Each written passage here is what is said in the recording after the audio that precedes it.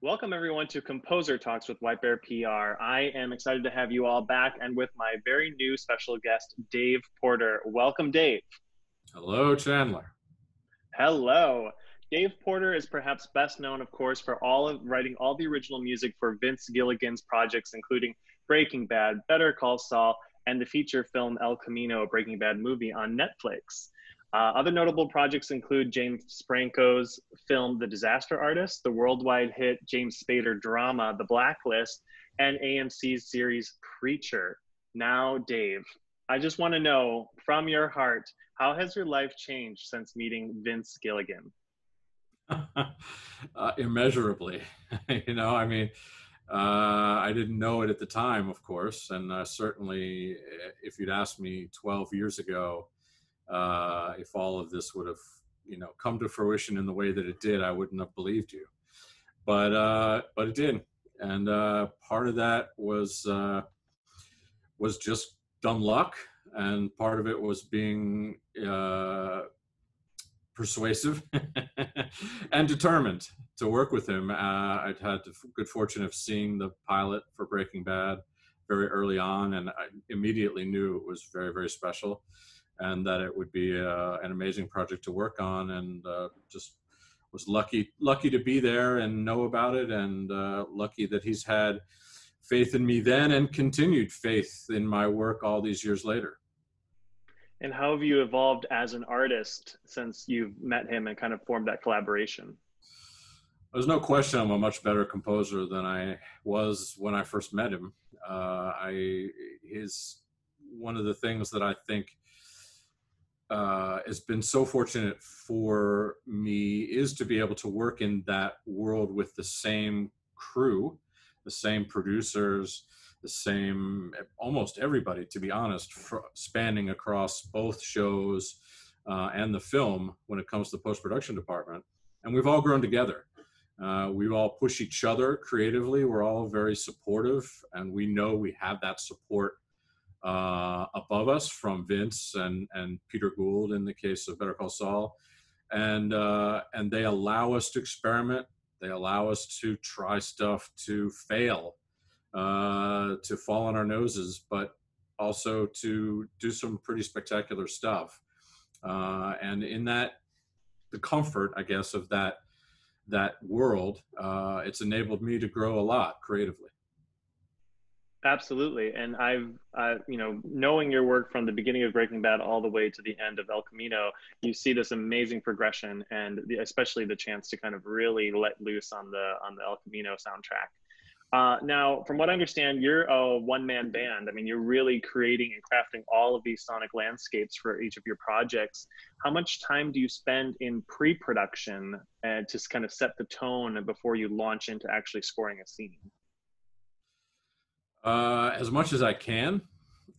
In years past, when I had fewer projects on my plate at a time, I could devote lots of time, a month maybe before I got started on something.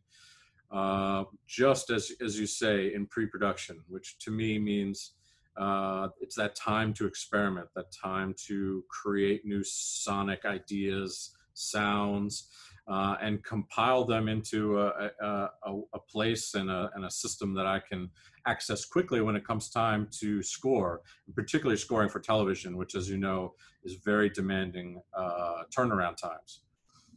As I've gotten busier, of course, that's gotten harder because I have projects that overlap and I don't always have the time. I wish I did, but if there's any blessing in our current situation, with the world and all that's going on, is that I'm stuck in the studio with less to do. So I won't have any excuse to be unprepared for future projects. What's a happy accident, would you say, in that experimental process where you were, banging on things or trying different synths or whatever? Like, do you have a great story of like just you hit something and you're like, whoa, I like that sound? It happens. It definitely does. I think, thinking of a good example, one I can think of offhand was back quite a number of years ago when we were working on Breaking Bad, and I was working on a piece a lot of people might be familiar with called The Crawl Space, piece in the Crawl Space episode, where Walter White is down below searching for the money that his wife, unbeknownst to him, has already spent. It's a great scene with it shot so in such an amazing way. It had a very horror film kind of vibe to it. And I remember being stuck trying to figure out what to do with that. And I had been running some various instruments through a microphone through a big guitar amp, a cabinet with a head on top. And I was rummaging around with cables, and I accidentally kicked the amp itself, which had a spring reverb in it, and made this very satisfying ka-thunk.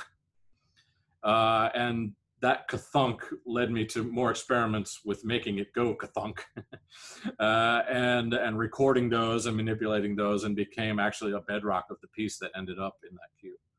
I remember that cue vividly, in that moment vividly, of course.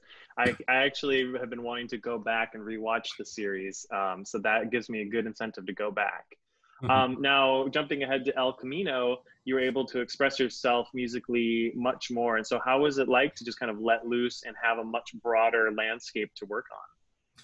Yeah, it was an adjustment, to be sure. It was nice to have the wealth of that time more than anything else. That time to experiment, a budget to, enabled me to spend a lot of time recording myself and others, playing a lot of interesting instruments that I could find and rent, and things that I didn't own myself. Time to, have an entire recording session, like one little snippet of it, and then go back and do another recording session just based around that one snippet. Things that you just don't have time to do when you're working on television. But for the film, I had a number of months to work on the score as opposed to a couple of days, which is, vastly different. It's definitely a different headspace to be in. I've done other films, so I'm familiar with that process. But it's a nice headspace to be in. And actually, not only for me, I think, but for Vince Gilligan, it was a fun and exciting experience because we got to spend a lot of time together, which we don't often do, and time in person. To have him here in the studio, to play stuff for him, to throw ideas at him that I wasn't sure about, to present him with options, which we don't always have the time to do. All of those things, I think, made for a more polished final result than you could expect on a TV schedule. Yeah, absolutely. And I did feel there were moments in the film that allowed you guys to breathe, emotionally speaking. Like, it's not just pounding forward in a storyline. Like, there were moments where musically you're able to hit some emotional notes that maybe the series wasn't able to get to. So I really, really thought that was incredible. And now, so you've written every note, for lack of a better term, the Breaking Bad universe, or the BBU. How does each project differ, would you say, musically? Well, they all differ and they all relate in different ways. And I think, the sonic world we defined for Breaking Bad is the bedrock for all of it. But moving across each of the projects, and of course, between each project, there's a lot of differences. The projects are all evolving all the time over the course of them. Even El Camino, only an hour and a half long, definitely evolves musically as it moves from start to finish. And the series certainly do, both of them. Better Call Saul, as you all know, is a prequel. So for me, it was a bit of going ass backwards to figure how to do that, knowing that where we are now, if you're caught up on Better Call Saul, we're nearing the end of Better Call Saul, at which point it nears the beginning of the Breaking Bad timeline. So when we began on Better Call Saul a number of years ago, we worked really hard to divorce ourselves as much as we could from the Breaking Bad sound, without necessarily breaking all of the same rules about the ways in which we use music, which we kept the same, but this palette was very different. at the beginning of Better Call Saul, and it had more whimsy to it, had more fun in it. And knowing that over the course of however many episodes, I think it's going to be exactly the same, 62 episodes or whatever it's going to be of Better Call Saul, that we were going to need to progress the score and get darker and get more connected to the Breaking Bad universe as more and more Breaking Bad characters got invited into the Better Call Saul story, and as we get closer and closer to the Breaking Bad timeline. And then on the flip side of that, the El Camino story, of course, picks up right at the very, very end of Breaking Bad. And to use a musical term, it's very much a coda to the Breaking Bad story. So the score for El Camino picks up as close as I possibly could to where we were literally seconds before in the timeline at the end of the Breaking Bad series. But then actually it does diverge into quite its own thing, because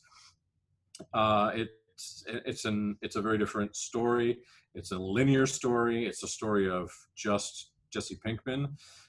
Whereas, of course, in a television series, you're jumping back and forth from a lot of different interrelated storylines. This was pretty much one through story. And it was his journey, which we didn't get to explore as much as we would have liked in the series.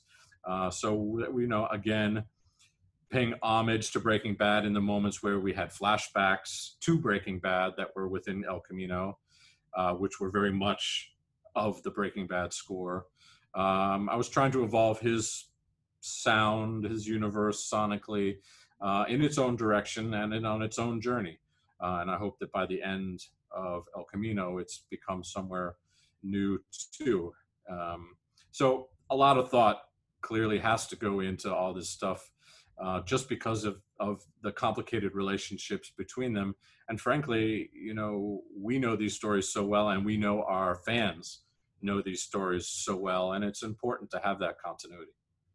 Absolutely. And I'm glad that you kind of explained it all, because there is a genuine misconception that television music is simple, or that it's just themes that are just repeating itself over and over, or whatever. And there's not much thought that goes into it. But obviously, as you just explained, there's a lot of thought that goes into how these, how the music is going to affect the series, especially as the prequel, main series, and continuation all kind of come into play. Now, how much did the Albuquerque landscape and desert kind of influence yourself musically? A good deal, I think, early on, particularly in Breaking Bad. I was relatively new to the West Coast at the time I started working on Breaking Bad. Had been out in LA for a few years, had started my career in New York, was completely unfamiliar with the desert, but back then had more time on my hands than I did now, and did a lot of traveling, as a lot of people do when they move somewhere new, and had a lot of experiences out in more the California desert, to be honest, than New Mexico. But I did make a few trips to New Mexico too, just to get that sense of that feeling of the power of that space, which Vince and all the directors that worked on Breaking Bad and all of these shows have captured so well. There's a vastness about it. There's a loneliness about it. There's a hugeness of scale about it that also at the same time makes you feel very, very small. And that contradiction, I guess, is what I've always tried to capture, particularly in those big moments that you see on screen that take so much advantage of that New Mexico sky and that New Mexico desert. Do you have a favorite musical memory from any of the 3 seasons that stand out to you? And you can pick more than one, just don't pick Crawl Space. Okay.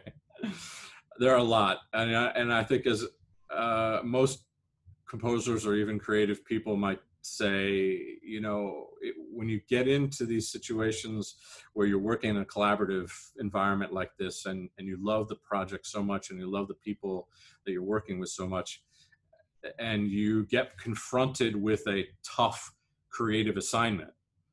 For me, it's that moment of creative breakthrough when I know that I've solved the puzzle, and I know it's going to work, and I know I'm going to get there. I may not be there. I may not be from A to Z yet. I may be somewhere in the middle, but I know I'm over the hump creatively, and I know it's downhill from here. For me, those are the moments I remember, and specifically in terms of scenes, certainly I think about the Breaking Bad theme. You know, when I knew that we'd come after many much trial and error, we'd come across the one that was the right one. Feeling that feeling. I think there's a scene that I often recognize from Breaking Bad where Walter White allows the character of Jane to die, which I think is a hugely pivotal moment in the story. And I knew it going into it, and I knew how hard it was going to be to get that right, and worked a long time on it, and just feeling that moment when I knew it was going to work. El Camino, gosh, you know, the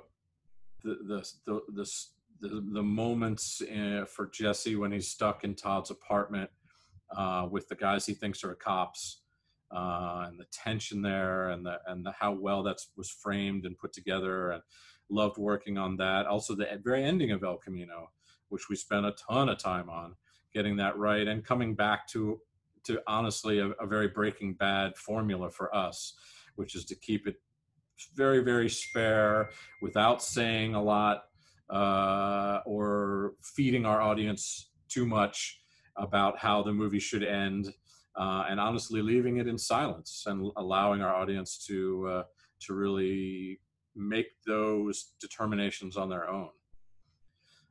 Better Call Saul, I think one of my very favorite characters, and a lot of folks, I'm sure, was Chuck. And so end of season, oh boy, I'm getting messed up. I think it was season 3, right? Or 4. I can't remember now. But whenever we were in the era that was the demise of Chuck and his downfall, was super, super fun to work on. Now, this is going to be a completely out of left field question, but you used to live in Japan, and I wanted to know, is that where you picked up your koto? Is that koto behind you in the corner? It is, yes. Yeah. See that? Very cool. It is. This is quite a while ago, but in the mid 90s, I lived in Japan for a year. It started as a semester abroad from college, studying Japanese traditional music, gagaku, and part of that was some instrumental training, of which I studied a number of instruments, but the one I gravitated towards the most was the koto. And that one I did. I brought home with me. I actually shipped it home to myself because I wasn't going on the airplane with me. Yeah, it's from about 1880. And it's made out of a wood called paulownia. It's very soft. It's very delicate. And has a beautifully delicate sound. And I do have an affinity through my studies and other interests for Asian instrumentation, and you'll hear a lot of that in my work. And the koto shows up from time to time. Most noticeably for most people, I used it when Heisenberg would put on his famous black hat.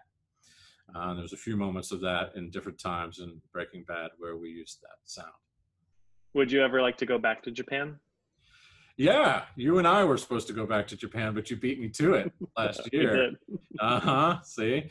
But yes, I absolutely would love to. It's an incredible shame to me that I haven't had an opportunity to ever go back. But I haven't had a chance through work ever to do it. And when I was younger, as you know, it's not a cheap place to visit. No, it's not. I couldn't do it when I was young and broke. And now I'm busy, but we're going to find a reason. I would absolutely love to go back.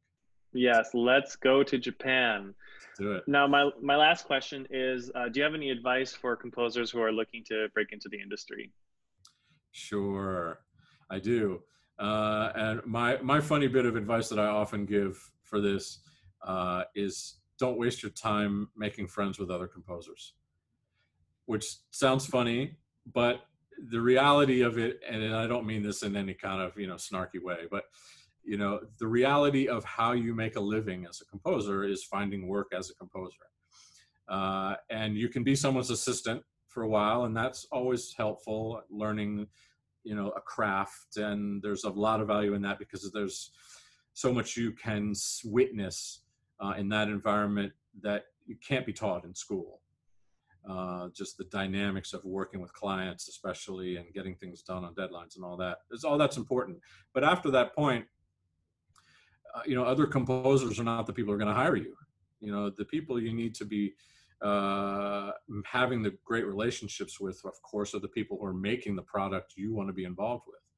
And that starts, of course, at the top with producers and directors, but on a more fundamental level means picture editors, it means music editors, it means just about anybody who doesn't do what you do and has an interest in making products or shows or whatever it is you want to work on, video games, that you're connected to creatively. If you're connected with them creatively on the same level, and you're offering something creatively that they don't have, then obviously you're in a greater position to succeed. And I think, particularly here in LA, a lot of young composers fall into the trap of spending a lot of time trying to learn from each other, and when in fact, perhaps what might serve you best is what makes you stand apart. That's good advice. Absolutely. I mean, yeah, especially as you, after you kind of build up your support system, of course, I think a lot of composers rely on each other just for general friendship and a support base. But of course, when it comes to work, they're unlikely to hire you. That's right. Well, thank you so much for taking your time, Dave. I really appreciate it. Thank you to all of you who are watching. Please subscribe to our YouTube channel to see more composer talks with White Bear PR. And I hope that you continue making amazing music, Dave. Thank you, Chandler, and thank you always for your support. Keep working on that beard. I will. Thank you. See you soon.